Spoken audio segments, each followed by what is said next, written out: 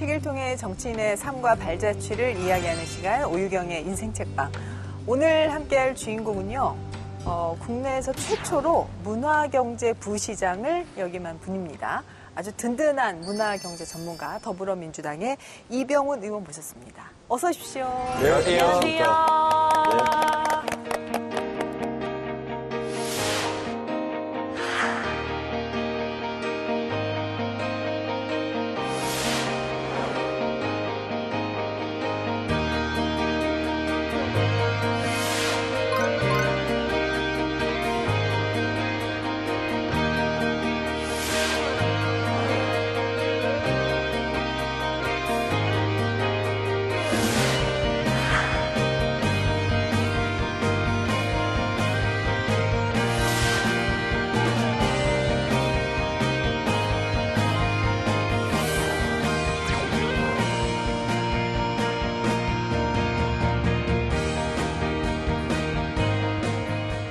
의원님, 국내 최초의 제가 문화경제 부시장을 역임했다 이렇게 말씀드렸는데 일단 신선한 게 우리가 문화하고 경제가 있으면은 밥 먹고 사는 게 항상 우선이다 보니까 경제문화 이렇게 가거든요.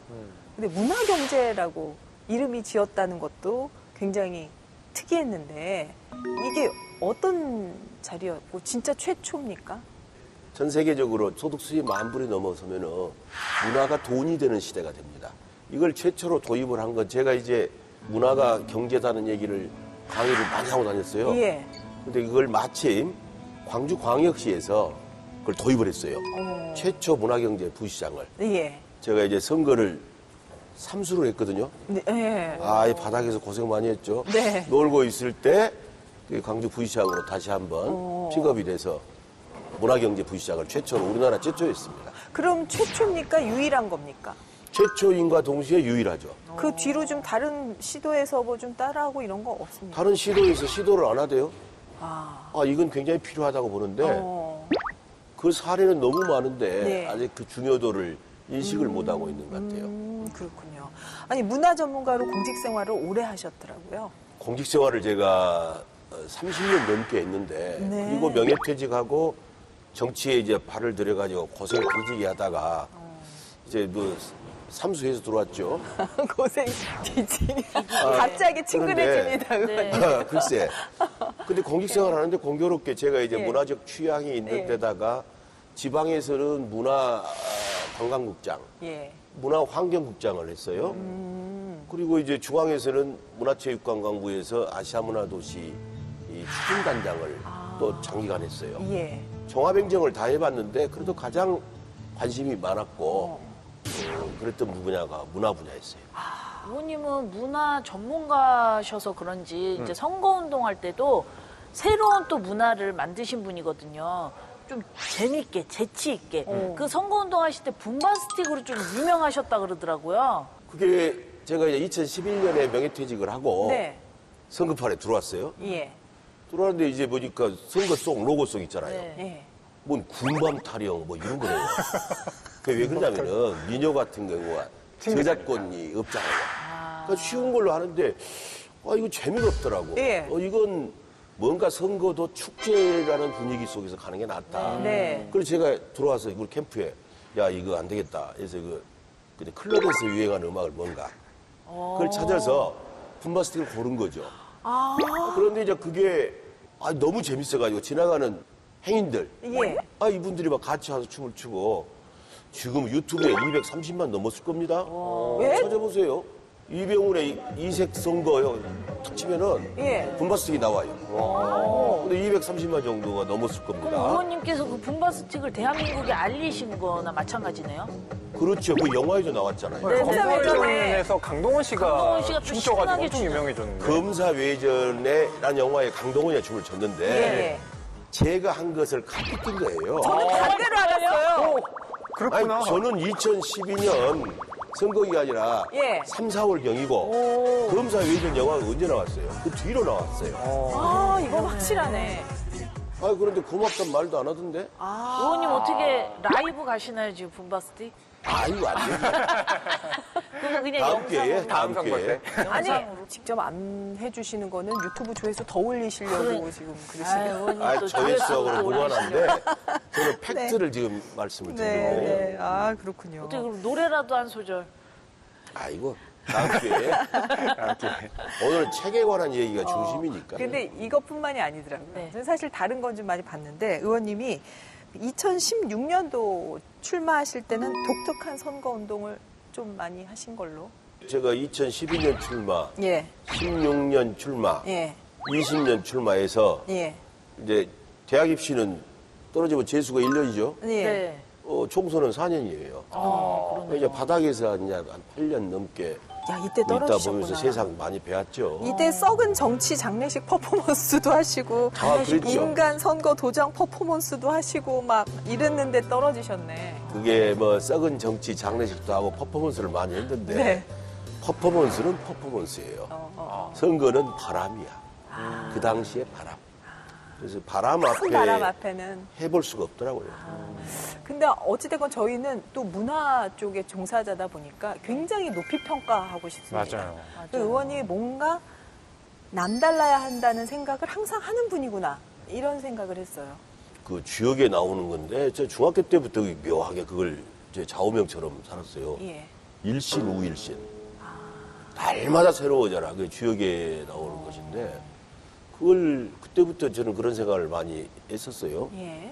그래서 나이는 좀 들어갈수록 사람이 항상 새로운 생각을 해야지 과거에 머물러 있으면 안 된다. 그래서 사실 우리가 두려운 것이 새로운 것이 두려운 게 아니에요.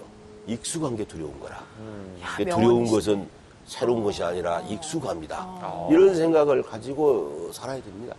우리 진짜 새겨들어야 돼. 맞아, 익숙해. 매너리즘에 빠지면 안 되거든요.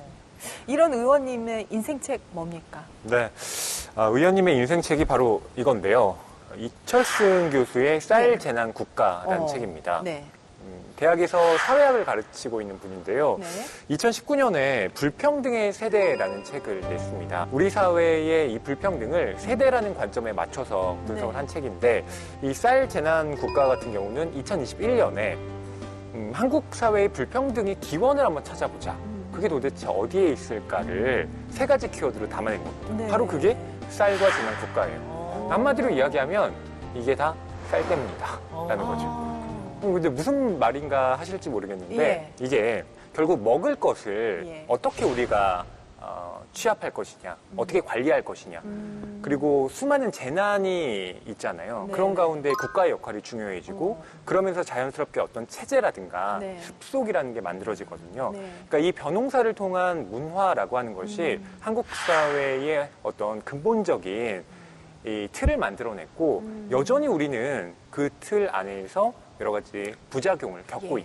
있다라는 주장을 하고 있는 책입니다. 예, 뭐 전체적인 근간을 설명을 해주셨는데 자세한 이야기는 이제 의원님과 함께 나눠보도록 하고 좀 의외네요. 문화 관련 책을 혹시 선정하지 맞아. 않으셨을까? 라는 생각을 했는데 이 책을 하신 이유가 있으신가요?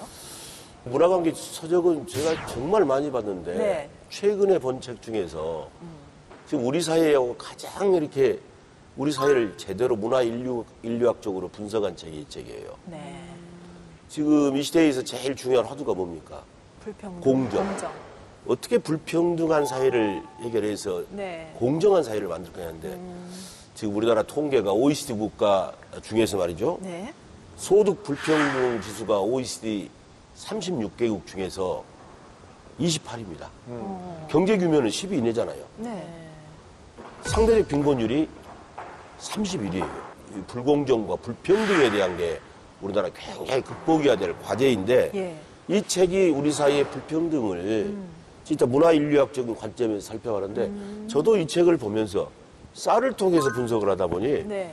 전혀 처음에는 연결이 안 됐어요. 예, 예. 근데 보면 볼수록 네. 빠져들게 되고 이해를 하게 돼서 이 책을 추천을 하게 된 겁니다. 언제 한번 상상이나 해봤을까요? 불평등의 기원이 쌀농사로부터 시작됐다. 상상하지 못할 이야기인데, 자, 내용 속으로 들어가 보도록 하겠습니다. 변홍사 문화가 남긴 유산에 대해서 살펴보도록 하겠습니다. 자, 첫 번째 차트 뜯어봅니다. 먼저 우리가 벼농사 체제의 특징에 대해서 좀 살펴보려고 하는데요. 이 책에 의하면 역사적으로 강력한 왕권을 가진 나라가 일찍부터 벼농사가 발달했다는 특징이 있다는 거예요. 두 개가 연관성이 있다는 건데 우리나라 벼농사 발달했는데 왕권이 강했나? 그러니까 사실 이 책은 주변 지식이 좀 많이 필요한 책이더군요. 네. 우선 벼농사의 특징이라고 하는 네. 게 물을 정말 많이 필요로 한다는 네네. 겁니다. 보면 이 곡창지대 주변에는 늘 저수지가 있잖아요. 네. 벼가 그만큼 물을 많이 필요로 한다는 그렇죠. 것인데 예. 특히나 예전에 고대 국가에 갈수록 왕들이 다 치수라고 하는 것에 관심을 기울였습니다. 근본이었죠. 물을 다스려야 한다라고 예, 하는 예. 거. 그러니까 그게 이제 실패하게 되면 당장 기근 어. 또 역병 같은 게 네. 돌게 되니까 네. 이 나라의 통치가 어려워지기 때문이죠. 예. 또 이 벼농사의 특징 중에 하나가 이 집단 노동을 필요로 한다는 겁니다. 보면 다 우리가 이 농사철에 보면 다 집집마다 이렇게 품앗이를 하면서 그렇죠. 품앗이. 둘의 일을 품앗이 하잖아요. 이런 거. 맞아요. 예. 그러니까 그런 우리 특유의 어떤 문화적인 방식도 실은 이 벼농사의 특징과 관련이 있다는 거죠. 네. 그러다 보니까 이 개인이라고 하는 것이 이철승 교수에 따르면 집단 속의 주체가 되었다라고 이야기를 합니다. 그러니까 항상 이 공동체 속에서 우리를 생각한다라는 의미죠. 그리고 그렇기 때문에 이 마을의 협업 체계를 네. 더 극대화하기 위한 이 중앙 중심의 어떤 네. 통치 체계, 특히나 이 왕권이 자연스럽게 발달할 수밖에 없었다라고 예. 말을 합니다. 저는 이번에 진짜 사촌이 땅을 사면 배가 아프다라는 속담의 기원을 예. 드디어 알게 되고 좀 이해하게 됐습니다. 이게 같이 협업을 하다 보니까 우리가 이웃집 숟가락 개수 다 안다 이런 얘기 하는데 예. 바로 그것 때문에 질시와 시기가 많은 그런 속성을 가지게 됐다고 나오던데요. 이 벼농사는 예. 물을 대고 하면서 벼농사 과정이 복잡하잖아요. 예. 그 모를 심고 수확하는 과정까지 잡초를 뽑고 물을 대고 여러 과정을 거치는데 공동 생산 체제로 가는 거예요. 아까 두레나 예, 예. 품앗이 같은 걸 예. 통해서 공동 생산하는데 실제로 이제 소유는 자기 논이라. 그렇죠. 그러니까 공동 생산과 개별 소유 시스템이에요. 그러니까 공동 생산은 협업이 되죠. 네. 공동 생산할 때는 모를 심을 때도 다 같이 하잖아요. 네. 그래 수확을 놓고 보니까 내 땅에서 나온 소출하고 저쪽에서 나온 소출이 차이가 나죠, 당연히. 네네. 자, 여기서는 이제 경쟁과 질시가 생기는 거야. 그러니까 한쪽에서는 협업하고 서로 노력하는데 한쪽에서는 나중에 생산량이 적으면은 네. 내 땅이 적을 수도 있고 그렇죠. 그렇잖아요. 비교가 돼, 다. 네네. 그러다 보니까 여기서 불평등이 나오게 됩니다. 그래서 한국인의 의식 속에가 평등의식이 굉장히 발달하게 된 거예요. 그 협업과 소출에서 내 땅에서 나온 수확물이 얼마냐 비교를 해요. 네. 항시 비교를 하다 보니까 사돈내 논사하면 배 아프다 이 말이 나오게 되는 거예요. 이게 좀 이해가 되는 게 이게 이중성이라. 어, 잘 협동을 하지만은 내 결과는 것을 보다 적다 보니까 이렇게 불평등이 나오게 되는 이런 이중성이 나오게 되는 거예요. 의원님 이야기로 좀 잠깐 돌아가면은 행시 출신이시더라고요. 몇 년도 행시? 제가 80년에 행정고시를 합격했어요. 예. 그리고 그 이후에 30년 공직 생활 예. 하신 거예요. 와. 원래 어릴 때 꿈이 공직자셨습니까? 그때 우리 집에 좀 잘 살다가 망했어요. 그리고 중고등학교 대학 다닐 때 납부금을 제대로 못 내고 다니고 할 때 정말요? 어려움 속에서 내가 절대 앞으로 성공해도 돈의 노예가 되지 말자. 그러니까 지금도 별로 욕심이 없어요. 근데 두 번째, 그때 이제 우리 아버지 어머니가 너무 고생하셔서 야 어떻게 해서 아버지 어머니 효도를 할까? 그것이 행정고시다 라고 생각을 한 거예요. 이제 우리가 법대를 갔기 때문에 사법고시, 행정고시. 근데 이제 행정고시가 좀 더 빨리 될 수 있겠다는 생각도 들고 또 성격상 판검사보다 이게 훨씬 더 우리 성격에 맞더라고요. 그래서 이렇게 했던 것이죠. 근데 의원님 좀 특이하시네. 어릴 때 돈 때문에 고생하신 분은 이를 악물고 돈 벌어야지 이러지 않나요? 근데 왜 돈의 노예가 안 노예가 되죠? 되지 말자. 야, 확실히 생각이 좀 네. 남다르시네. 그런 것 그러네요. 같아요. 그리고 제가 우리 의원님 뒷조사를 살짝 해봤거든요. 네. 근데 이제 행정고시에 합격을 하지 못하면 사모님과 결혼을 할 수 없을 정도로 반대가 심했다라고 들었거든요. 정말이에요? 아이, 우리 처갓집이 관료 집안이에요. 그 이제 전부 다 관료 집안이에요. 우리 집은 이제 뭐 별 볼 일 없는 집안이죠. 그러다 보니 당연히 반대하지. 반대해서 제가 찾아갔어요. 네. 찾아가서 이제 장모님이죠. 넌 걱정하지 마시라.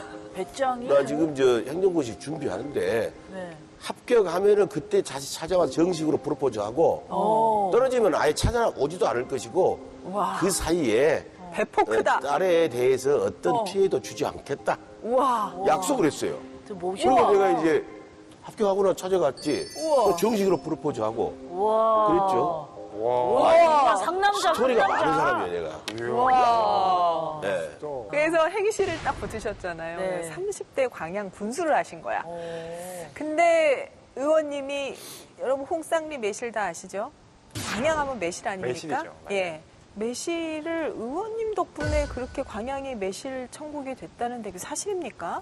제가 군수 시절에 예. 37살인가 전국 최연소 군수였어요. 예. 아니 바깥에 시끄럽더라고요. 봤더니 홍쌍리 씨가 찾아온 거예요. 예. 비서실에서 당연히 커트를 하라니까 네. 내가 문을 열고 나왔어요. 누구세요? 했더니 농민입니다. 그래서 들어오시라고. 그랬더니 거기서 하는 얘기가 아니 매실을 밤나무를 재배를 하는데 이걸 그대로 팔면 무슨 소득이 되겠습니까? 이걸 소위 말해서 매실 엑기스도 만들고 매실주도 만들어서 팔아야 이게 소득이 된다. 들어보니 맞는 말이에요. 그럼 내가 가겠다. 그래가지고 그 다음면이라는 데가 있어요. 광양에. 예. 그걸 가서 보니까 옛날 가마솥에다가 그때 처음으로 이제 매실을 고를 내고 있는 거라. 지금으로 말하면 매실 엑기스죠. 지금 전국적으로 지역 농특산물 이렇게 많이 나오잖아요. 네네. 맞아요. 매실 액기. 그때는 없었어요. 맞아요. 그때가 최초라. 네. 그래서 그걸 보고 무엇이 필요하냐 해서 내가 이제 필요한 모든 걸 도와드리고 그래서 제가 불법은 아니지만은 군수 책임하에 인증제를 해버렸습니다. 아니 이게 농가 소득에 도움이 되는데 그 근거 법규가 없어서 허가를 못 내줘. 그래서 이건 내가 책임지겠다. 그래서 내준 것이 최초였고 그리고 이제 우리나라 전체 농림부에서 그 허가제가 나왔죠. 허가제가 나와서 그 지역의 특산품들 전부 가공식품 나오잖아요. 네. 그 뒤로 나오게 된 겁니다. 오, 최초가 많으시네요. 최초가 진짜 분바스틱 댄스만 먼저 추신 게 아니네요. 아니, 그러니까 이것도 다 매실까지. 최신 트렌드잖아요. 그러니까요. 그죠? 농산품을 가공해서 네. 이렇게 수익을 올리는 것들 다 앞서가셨네요. 의원님 이런 말씀 죄송하지만 속이 엄청 세련되신 분이네요. 그러니까. 아니, 겉은 안 세련되시. 겉은 수도분하게 맞아. 정치인이시니까 네, 네, 일부러 수도분하게 그래요. 하는 속이 장점이시고. 엄청.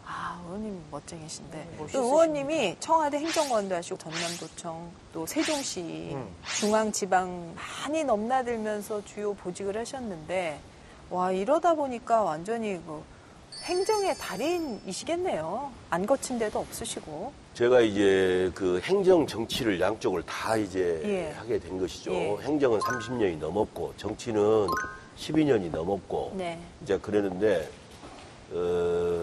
중앙과 지방 저처럼 이제 일선 군부터 도 그다음에 중앙부처 청와대 이렇게 싹 경험을 해보고 왔다 갔다 한 사람은 없을 거예요. 야 작은 살림부터 큰 살림까지 다 예, 가셨네요. 중앙과 지방을 많이 다녔는데 네네.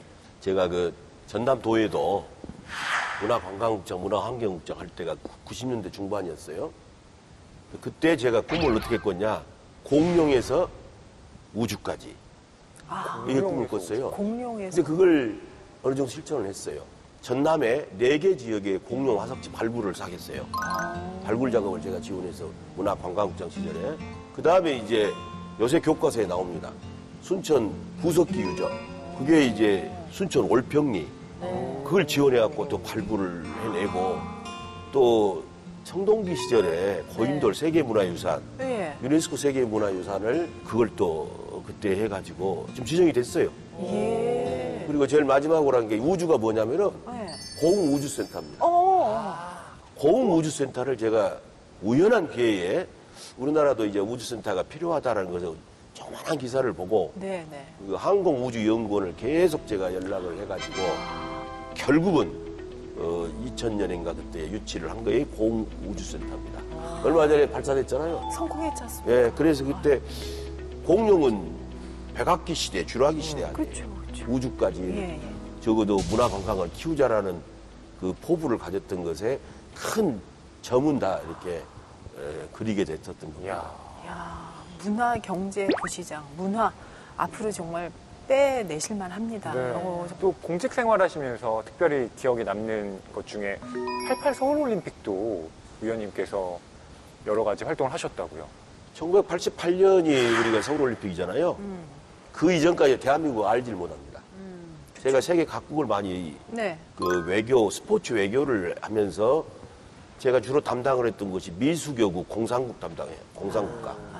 그럴 때는 이제 비자가 안 나오잖아요. 네네. 간이 비자로 해서 들어가고 뭐 그 당시 러시아니까 소련도 네네. 소련, 체코, 그 루마니아 이런 데 다니기도 하고 또 미수교국들을 굉장히 스포츠 외교를 많이 했는데 정말 그걸 통해서 대한민국을 세계에 알리게 됐던 겁니다.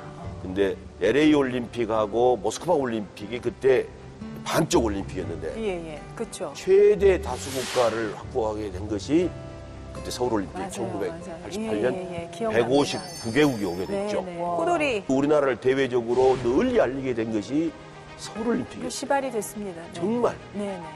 그리고 나서 89년에 전 세계에 있는 한민족들의 자존심을 높여주기 위해서 제 세계 한민족 체육대회라는 것을 또 기한해가지고 하게 됐어요.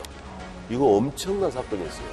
이제 그 뒤로 국방정책의 일환으로 이제 러시아도 소련도 해체가 되면서 네네. 우리 수교도 되고 중국도 네, 되고 네, 네. 공산국가도 되기도 했는데 네, 네. 그 전 단계였어요. 그때 아주 보람이 있었던 겁니다. 세상에. 우리 의원님은 단판 인생이에요. 결혼도 일단 단판을 내셨는데 네. 그 국립아시아문화전당 광주 혹시 가보셨습니까? 거기 이제 대단한 지나가다가 본 것 같아요. 대단한 굉장히 규모도 프로젝트가 크고 예, 엄청 있었는데. 멋있어요. 와 이거 하시려고 막 사표까지 막 진짜? 각오를 하고 추진을 하셨다는 얘기를 들었습니다. 지금 세종시에다가 행정수도, 광주는 문화수도, 부산은 해양수도, 노무현 정부의 구상이 그였습니다. 네네. 아시아 문화중심 도시고 세종시는 행정중심 복합도시 이렇게 된 겁니다. 네네. 그래서 그때 20년 장기 프로젝트를 제가 아시아 문화도시 추진단장을 하면서 노무현 대통령한테 재가를 받았던 것이 2007년 9월이었어요. 예. 그 다음에가 정권이 바뀌잖아요. 이명박 정부. 네. 근데 이명박 대통령이 이 사업이 너무 돈이 많이 든다 이런 태클을 건 겁니다. 축소하려는 움직임이 보여서 저는 그 당시 1급이었어요. 네. 사표를 썼고 다녔어요. 1급 공무원 사표를 내신다고요? 의원님 큰일 그러니까. 났는데 그러면은. 그를 각오로 이 사업은 국가 대계를 위해서 필요하다는 강한 신념이 있어서 그 설득하고 건의하고 해서 이 사업을 지켜냈죠. 자, 다음으로 넘어가겠습니다. 벼농사 문화가 남긴 유산?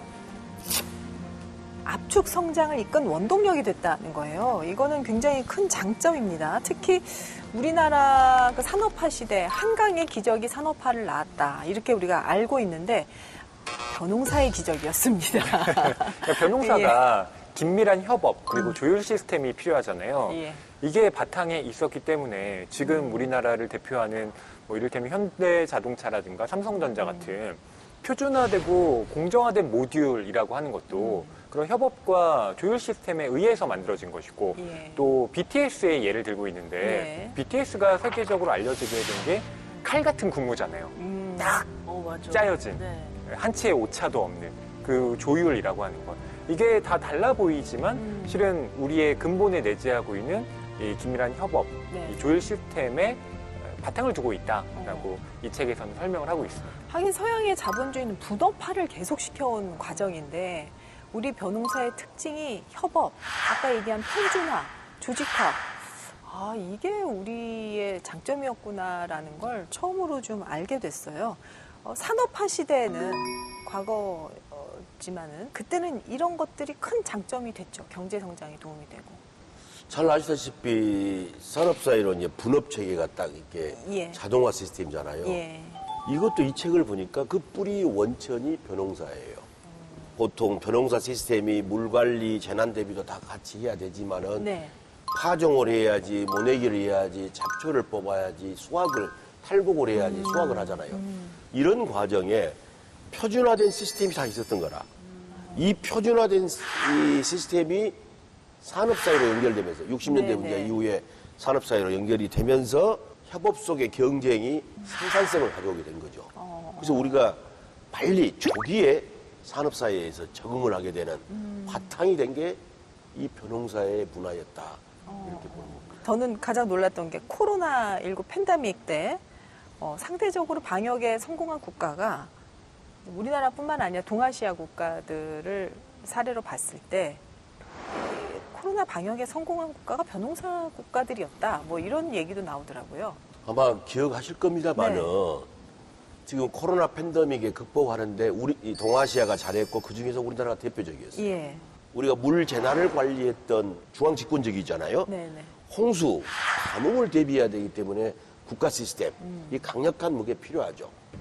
그 문화가 네. 연결이 되다 보니까 국민의 생명과 재산을 보호하는 데는 정말 강하죠. 유럽에서 우리가 그때 코로나 문제를 가지고 하다 보니까 야, 이 개인의 자유를 어떻게 하냐 해가지고 말이 많이 났잖아요. 그랬죠. 네. 근데 우리나라가 사망률로 보세요.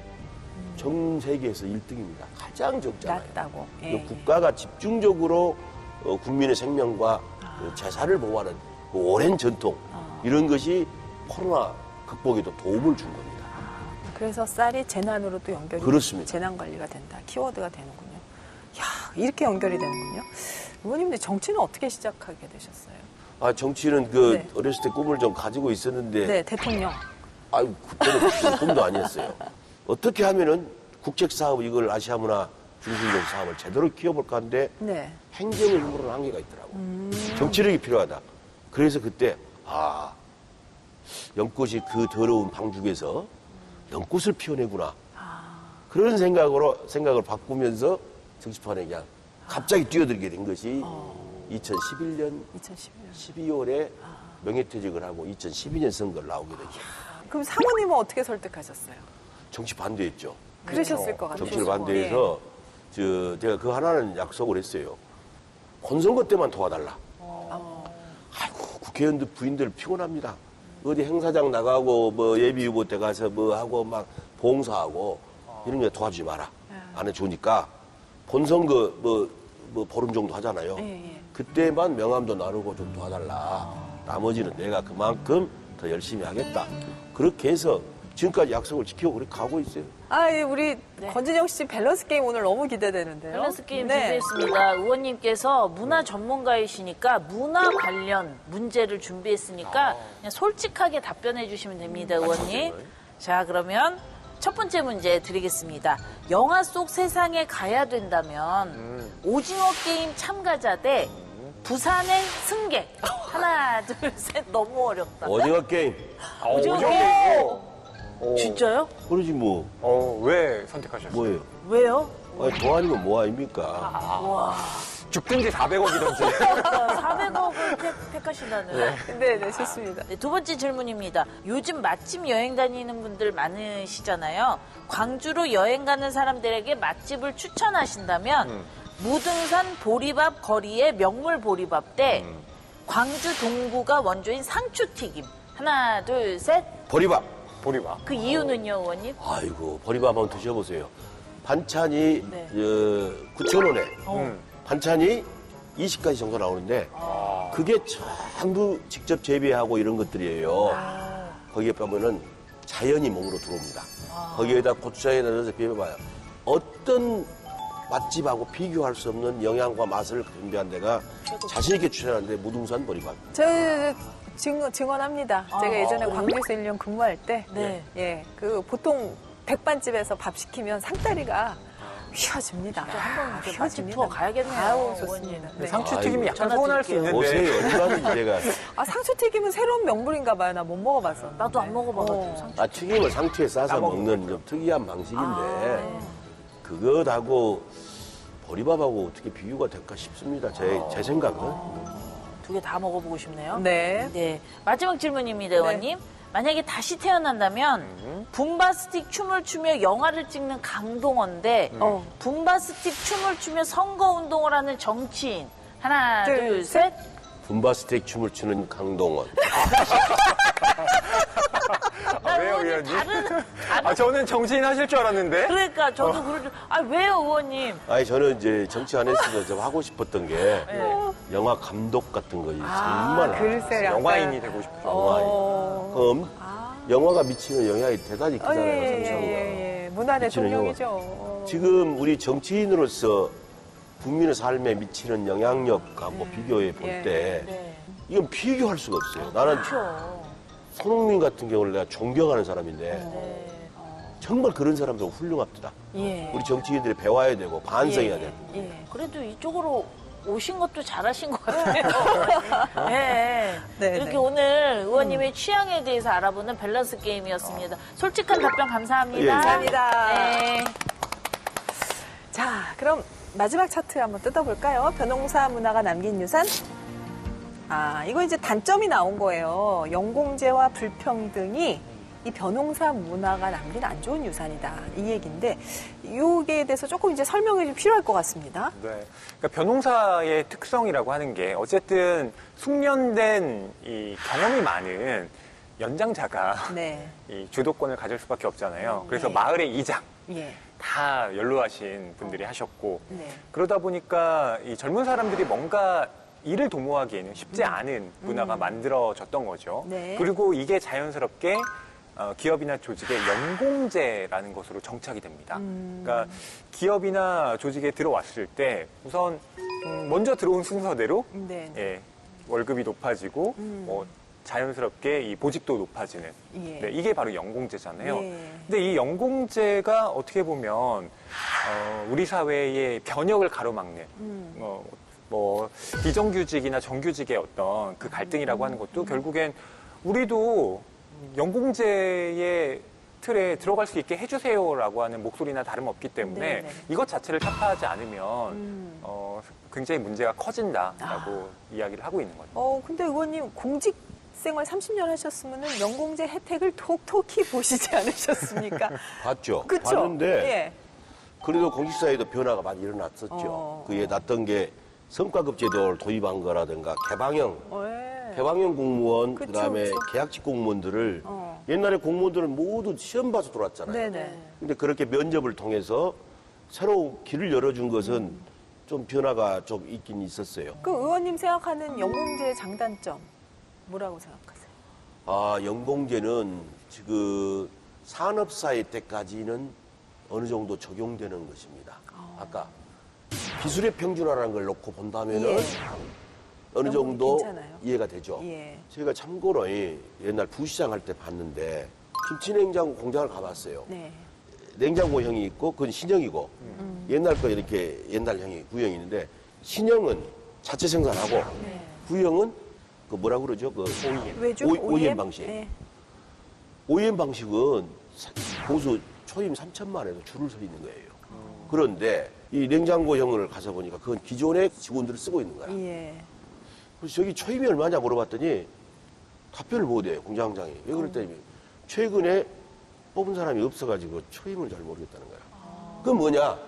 일주일만 배우면은 할 수 있는 기술이에요. 이게 이제 자동화 시스템이 자동화가 되니까. 그래서 새로 퇴직을 하면 그걸 안 뽑고 그 자리를 자동화로 메꿉니다.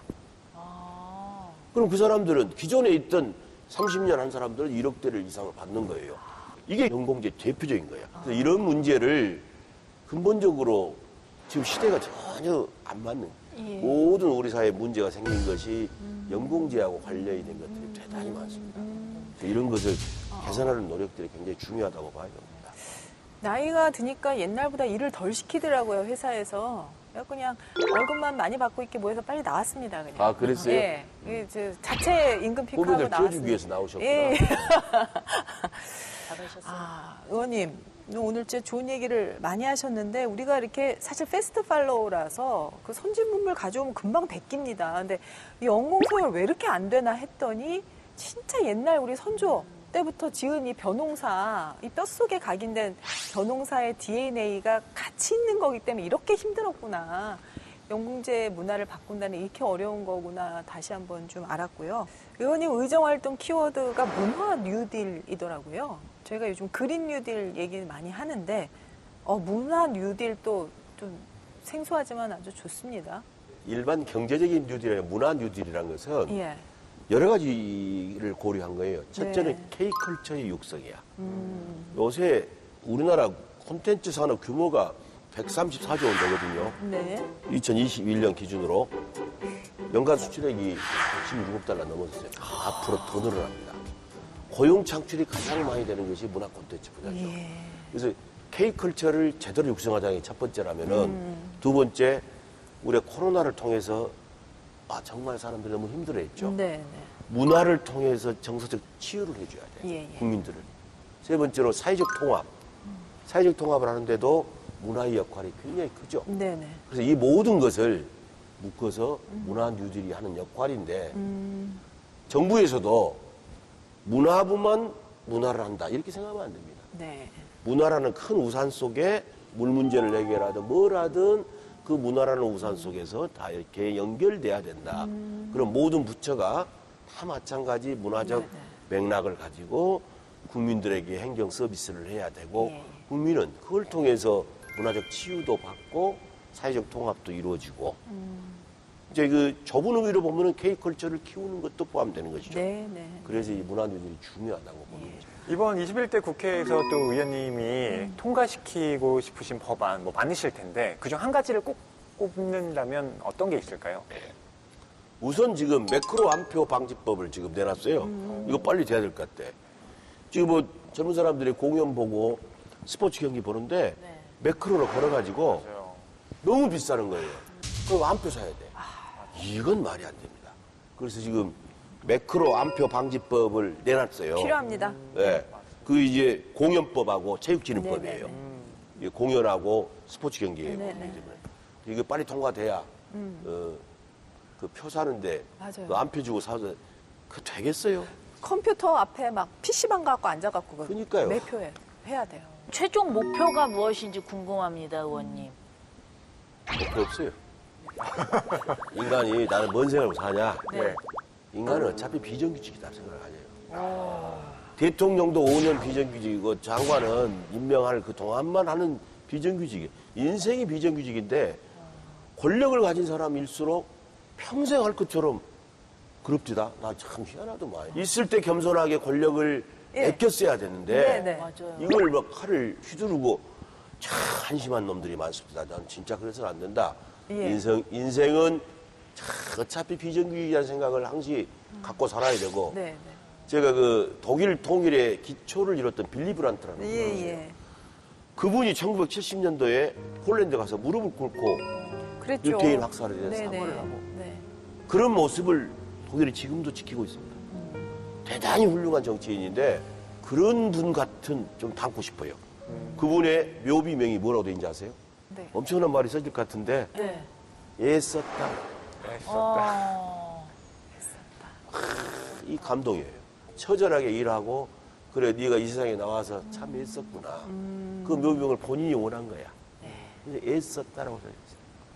저도 이제 그런 나중에 애썼다. 이런 말 듣고 싶은 것이 목표입니다. 되게 멋있으시다, 의원님. 아니 근데 솔직히 전부는 아니지만 가장 목표의식이 강한 분들이 의원님들이잖아요. 네. 그래서 목표를 물어보면 이렇게 막 얘기하신단 네. 말이에요. 목표가 없다. 멋있는데요? 난 나만 비정규직인 줄 알았는데 저기서 비정규직이라고 하니까 우리 뭔가 비정규직. 위로가 되는 맞아요. 거예요. 와. 진영 씨는 의원님 같아요. 만나본 소감 어때요? 아, 저는 굉장한 철학자 한 분을 만난 듯한 그런 감명을 좀 받았습니다. 네, 네. 아, 오늘 의원이 애썼습니다. 좋은 표현이에요. 애쓰셨습니다. 앞으로도 우리 국민들을 위해서 네, 계속 네. 애써주세요, 의원님. 예, 그러게 하겠습니다. 우리 권지영 씨 반짝반짝 한다니까요. 그러니까요. 오늘 은혜 받고 가는. 받으셨어. 허위평론가 이 책 한 줄 평 부탁드립니다. 네, 저는 이렇게 하겠습니다. 변호사 체제의 유산을 어떻게 능동적으로 받아들일까? 그러니까 현대 자본주의 사회 그리고 이 민주주의 사회에서 이 오래된 구조를 어떻게 혁신해야 할 것인지 그에 대한 고민을 이 책이 충분히 하고 있고 또 우리가 앞으로 그에 대한 답을 해나가야겠다라는 생각이 듭니다. 네. 의원님 이 책 어떤 분들한테 좀 권하고 싶으세요? 윤석열 대통령도 봐야 되고 장관들도 봐야 되고 지금 여야를 불문하고 국회의원들이 정말 사회적 합의를 이끌어내려면 정책 결정을 하고 제도를 개선하는 데 힘 있는 사람부터 그다음에 노조 위원장입니다. 네네. 노조 간부들 이거 반드시 봐서 적어도 우리가 선진 국가가 아니라 선도 국가로서 퍼스트 무버가 될 수 있는 여러 요소가 있어요. 네. 요것은 퍼스트 무버는 아니지만은 우리 사회를 더불어 같이 사는 사회로 가는데 이 문제는 정말 우선적으로 노력해서 처리해야 될 부분이 아닌가 네. 이런 생각입니다. 예. 사실 초선 의원 이병훈 의원님의 이름 석자는 좀 낯설었을 수 있을 거예요. 근데 시청자분들 오늘 들으면서 그거 한 사, 이거 했구나 이렇게 박수를 좀 치셨을 것 같은데 시청자분들에게 하시고 싶은 말씀 있으시면 한 말씀 하시죠. 아이고 지금 뭐 국회의원들이 정치가 30년 전에도 경제는 인류, 이류 그랬는데 정치는 사류 그랬는데 지금 정치인으로서 국민들 앞에 정말 죄송하다는 말씀을 드리고 경제도 어렵고 나라도 어려울수록 정치인들이 좀 당리당략을 떠나서 국민의 마음을 잘 품어줘야 되는데 그것에 미치지 못해서 사과 말씀을 드리고 국민의 마음을 살 수 있도록 그렇게 하겠습니다. 건강하시기 바라고요. 잘못한다고 너무 욕은 하지 마세요. 아니 건전한 욕은 좋은데 막 엄청 맞습니다. 그런 분들 계시던데 어쨌든 저희 잘못입니다. 잘하겠습니다.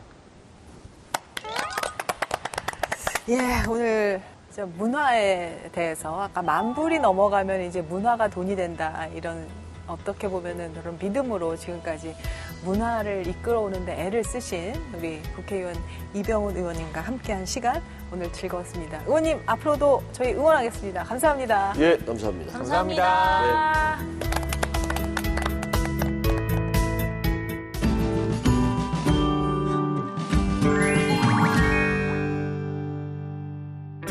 안녕하세요. 국회도서관과 함께 다양한 책을 소개해드리는 오늘 모익지의 홍재경입니다. 오늘은 각계 전문가의 도서 리뷰를 만나보는 코너 금주의 서평과 최근 화제가 되고 있는 책도 놓치지 않고 준비했는데요. 먼저 주목받고 있는 인문 분야 도서부터 만나러 가보실까요?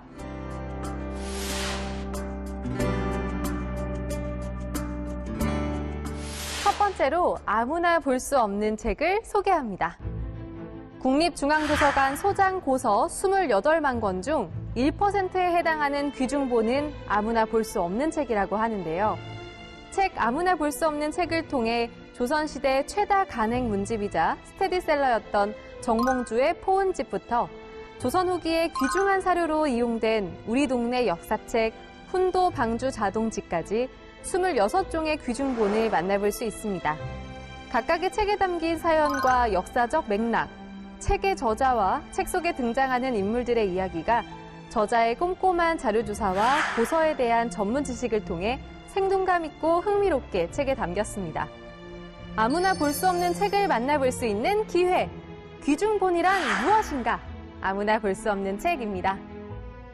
다음으로 말을 거는 건축을 소개합니다. 한국의 도시에는 경복궁과 남대문 같은 전통 건축이 건재하고 동대문 디자인 플라자나 리움 미술관처럼 세계적인 건축가들의 현대적인 작품도 있습니다. 책은 역사와 시간을 간직하는 의미 있는 건축, 과거의 유산을 새로운 상상력으로 복원한 개성 있는 건축, 주거 공간에 대한 고민을 통해 탄생한 건축 등 쉽게 지나쳤을 수도 있는 삶의 공간들을 재해석했는데요. 서울 북촌마을, 부산 흰여울 전망대, 그리고 제주 돌집까지 3명의 건축가와 떠나는 한국 현대 건축 기행, 말을 거는 건축입니다. 세 번째 책은 보이지 않는 도시입니다.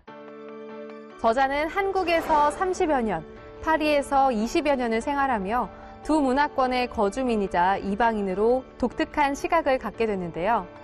새로운 시각을 가진 저자 눈에 포착된 도시의 숨겨진 모습과 가능성에 대한 이야기를 책에 담았습니다. 서울에서 흔히 볼 수 있는 차도와 인도의 구분이 무의미한 후면도로, 우리에게는 깊이 공간이지만 유럽인들에게는 가까운 공간인 공동묘지처럼 일상적인 공간들을 통해 도시의 체제와 그로 인해 만들어진 공간이 우리 삶에 미치는 영향과 문제점, 그리고 해결책을 제안합니다. 도시 속에 사는 사람들과 도시가 품고 있는 가능성에 대한 이야기, 보이지 않는 도시입니다. 네 번째로 소개해드릴 책은 약의 인문학입니다. 연세대학교 의학사연구소 인문학 시리즈 중 한 권인 약의 인문학은 고대부터 현대까지 한국의 의학문화, 의학 정책, 양약과 한약의 관계, 제약업의 변화, 문학작품에서 나타난 약의 의미, 약물의 철학 등에 관한 글이 실렸습니다. 고대 사람들은 어떻게 약을 구했고 영조는 왜 인삼을 즐겨 먹었는지, 자양강장제는 왜 인기를 끌었는지 등 약에 대해 흥미로운 이야기들이 궁금하시다면 약의 인문학을 읽어보시는 건 어떨까요? 다음은 독서의 길잡이가 되어줄 전문가의 책 리뷰를 만나보는 시간, 금주의 서평입니다. 이번 주에는 어떤 서평이 준비되어 있는지 함께 알아볼까요?